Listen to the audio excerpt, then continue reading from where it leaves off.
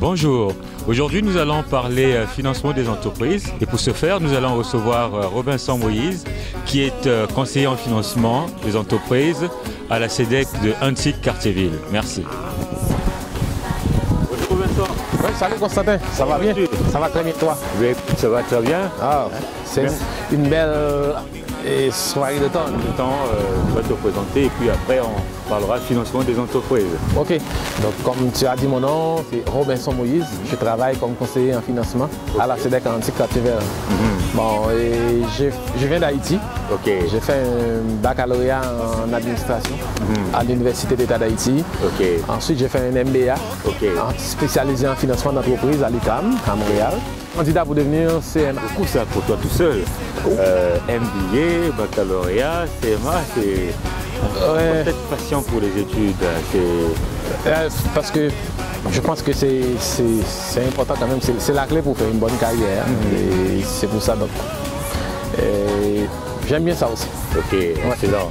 Alors, mais comment expliquer que quelqu'un qui soit bardé de diplômes comme toi puisse travailler dans le domaine communautaire? Alors, je ne trouve pas que je suis bardé de diplômes, mais j'ai fait quelques études. Mais le domaine communautaire, contrairement à ce qu'on pense souvent, c'est comme un domaine où les gens ne sont pas compétents, c'est complètement faux.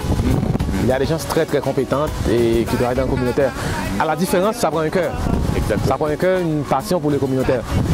Mais on peut être très compétent et travailler dans le communautaire. Je connais des personnes très compétentes qui travaillent aussi dans le communautaire et à divers niveaux, dans le financement, dans l'aide aux personnes, aide aux entreprises. Oh oui. Mais toi, particulièrement, d'où est parti cet amour pour le communautaire? Est-ce que c'est par rapport à tes valeurs? Je dirais c'est une combinaison de plusieurs choses. Premièrement, par rapport à mes valeurs, parce que je suis issu d'une famille qui a toujours travaillé dans le communautaire. Mes grands-parents étaient toujours dans des coopératives, dans des associations, mes parents aussi. Et puis, je ne suis pas un gars de ville, je suis un gars de la campagne aussi. Et donc ça fait que je suis habitué avec les groupements, les associations, les regroupements de personnes. Et puis, je trouve que c'est une bonne façon aussi d'être utile dans la société. Ça ne peut pas dire que quelqu'un qui est dans le privé n'est pas utile. Chaque personne est utile en son genre. Mais dans le communautaire, je pense qu'on touche directement surtout les personnes qui en ont le plus besoin. Ça, c'est l'une des principales raisons. Je commencerai par ce qui est beaucoup plus connu, le financement bancaire. Les banques offrent des marges de crédit, les banques offrent aussi des prêts à terme, des capital de risque en général. Il y a les anges financiers, il y a des fondations comme la Fondation canadienne pour jeunes entrepreneurs qui donnent des prêts à des jeunes de 35 ans, je pense maintenant, c'est jusqu'à 39 ans. 39 ans. Et il y a également des subventions comme la bourse Jeunes Promoteurs. Il y a la Fondation du maire de Montréal, qui s'appelle actuellement le Montréal Inc. Donc il y a toute une panoplie de programmes de financement. Alors, le plan d'affaires, c'est le document de départ. Comme on dit, c'est comme quelqu'un qui va chercher un emploi, qui a son CV. Dès la première rencontre, il n'y a pas la relation de confiance. C'est très rare qu'on va arriver au financement. Excellent. Donc la confiance, on va dire, c'est la clé d'entrée. Oui, c'est la clé, effectivement, la confiance.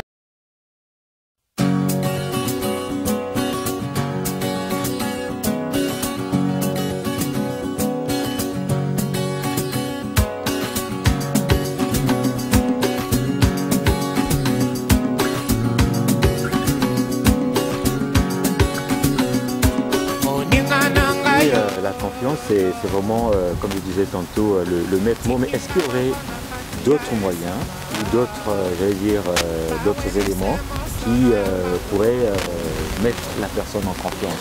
Oui, alors j'ai parlé de la relation humaine, j'ai parlé aussi de la puissance du marché, de l'industrie.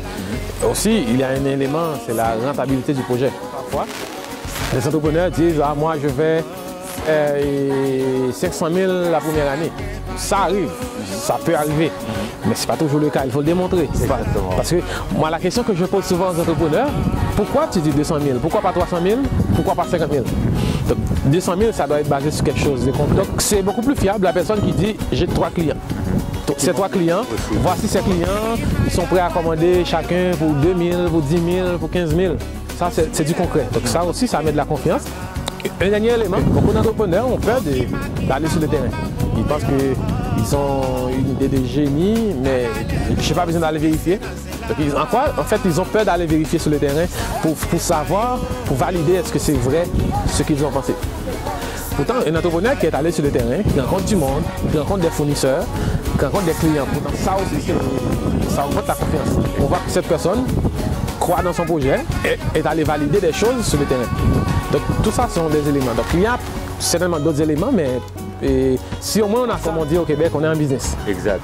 Est-ce que justement pour être en business, si j'ai bien compris, il faudrait que l'entrepreneur fasse une étude de marché, je vais dire approfondie? Oui, parce qu'on dit qu'une entreprise qui n'est pas capable de vendre n'est pas une entreprise d'abord.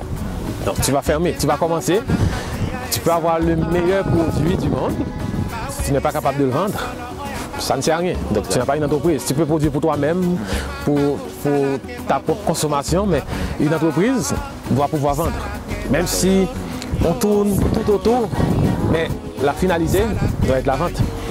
Donc c'est pour ça l'étude de marché, c'est crucial. Et sans étude de marché, sans connaissance du marché, et d'ailleurs, même avant de fabriquer le produit, l'étude de marché est importante parce que c'est pas moi, c'est pas l'entrepreneur qui définit c'est quoi la qualité, c'est quoi un bon produit, c'est le marché.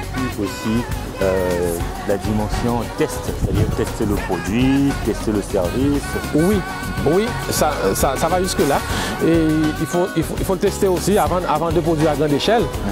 Avant d'investir beaucoup d'argent dans la fabrication de produits, c'est toujours bien de tester le produit pour voir comment le marché réagit par rapport à la qualité du produit, par rapport au prix, avant de lancer une grande production. Donc ça, c'est une sagesse. Oui, c'est une sagesse que les conseils des clients sont très importants aussi. Il faut être ouvert. Donc, quand tout cela est, j'allais dire, rempli, l'entrepreneur ou le futur entrepreneur, est-ce que c'est à ce moment-là qu'il doit remplir un dossier de financement? Ok, ça varie d'une institution à l'autre. Okay. Parce que ça dépend. Pour une entreprise en démarrage, pour moi, c'est toujours intéressant et important d'avoir un plan d'affaires. Okay. Parce que c'est comme quelqu'un qui veut construire une maison, mais qui n'a pas de plan. Finalement, tu peux mettre une porte de ce côté, et puis après, deux semaines après, tu dis « Ah, la porte n'est pas bonne ici, n'est pas bien placée, il faudrait la mettre ici. » Mais quand tu as un plan, tu fais ces erreurs sur le plan, sur le papier, exact, avant de faire la première pelletée de terre.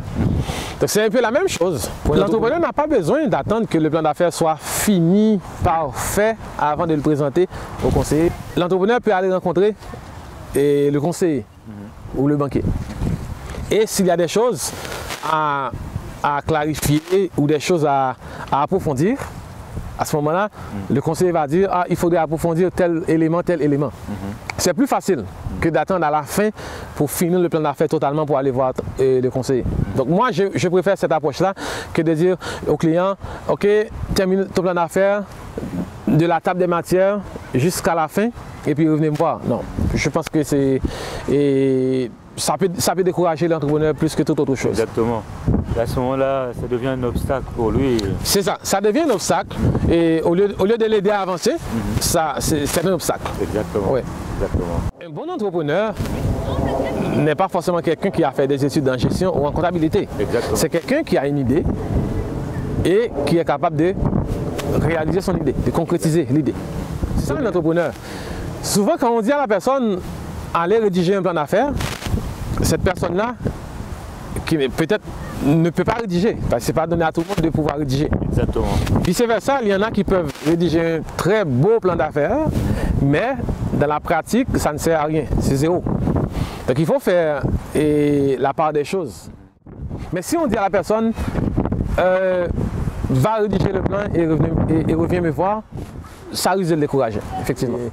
Mais je suis d'accord avec toi, il ne faut pas juste dire à la personne allez rédiger le plan d'affaires et revenez me voir. Non, donner des pistes à la personne. Il faudrait faire telle chose, il faudrait faire telle chose. Parce que sinon, tu n'aides pas la personne. Et ça, sans te couper, ça revient encore à ce que tu disais au début, la relation de confiance. C'est ça. Ce qui arrive, c'est pas une science exacte. Exactement. Donc, il y a parfois on peut rencontrer un entrepreneur, on pense que ça va marcher, et puis on se trompe. À l'inverse, on peut rencontrer quelqu'un, on pense que ça ne va pas marcher et que ça peut marcher. C'est pour ça, moi, je pense, comme on dit, il faut donner la chance au coureur. Il faut laisser la personne expliquer son projet, même si tu n'y crois pas au premier coup, mais il faut laisser la chance à la personne de te convaincre. Donc ça, c'est du côté du conseiller. Mais du côté de l'entrepreneur, il faudrait aussi que l'entrepreneur soit réceptif. Au contraire, c'est un avantage d'avoir un œil extérieur qui regarde ton projet, qui te fait des commentaires, parce que ton idée, pour toi, c'est la meilleure, ou c'est la seule. Mais quand tu vois quelqu'un d'autre qui dit « As-tu pensé à ça? As-tu pensé à ça ?» Ça vaut de l'or. L'entrepreneur doit être réceptif aussi. De même que le conseiller doit être ouvert, l'entrepreneur, lui, il doit être réceptif. D'accord.